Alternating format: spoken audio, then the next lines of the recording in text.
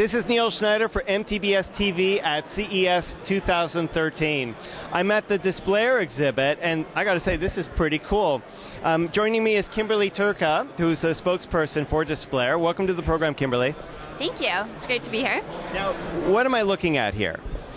You're looking at the touchscreen of the future. It's made of nothing but air and ultrafine water particles. It's dry to the touch, and it's sort of like a humidifier that you might have at home. So it's air and water, and it's humidifying the air as it goes, and it creates this curtain screen. It's completely multi-touch interactive.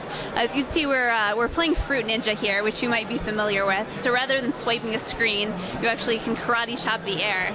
And you can run any sort of other applications on it as well. It's running off of a Windows 7 computer, and then the image is projected into here while sensors track your movements. Now let's talk about how it's tracking the movements. Obviously it's cool mist what's happening here. What's behind the display that's making this tick? The main thing is their algorithms. There's an infrared camera behind, as well as sensors in the base, and that's how it tracks your hand movements. So this itself is just pure air and water. And it's greener than a normal computer monitor that's going to end up in a landfill someday. And it conditions the air as it goes. And it's a fun new way to interact with products. So companies might want to have one of these, say, at a booth at a show. They're using them in nightclubs in Russia as a way of, for advertising and promotional materials. And eventually, this will be the new computer monitor in your house.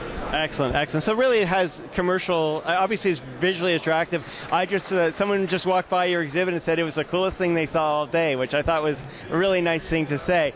Now, what's the resolution? Are there resolution limits to this technology? It has a normal small projector back here, but you could beef it up with a larger projector, would give you a sharper image. And so this is a prototype, but again, they're working on larger displays. Eventually it'll be in 3D, and the technology will just continue to get better. 3D as well, that's a big plus. Exactly, it'll be pretty amazing when that happens, although it's fun as it is. So.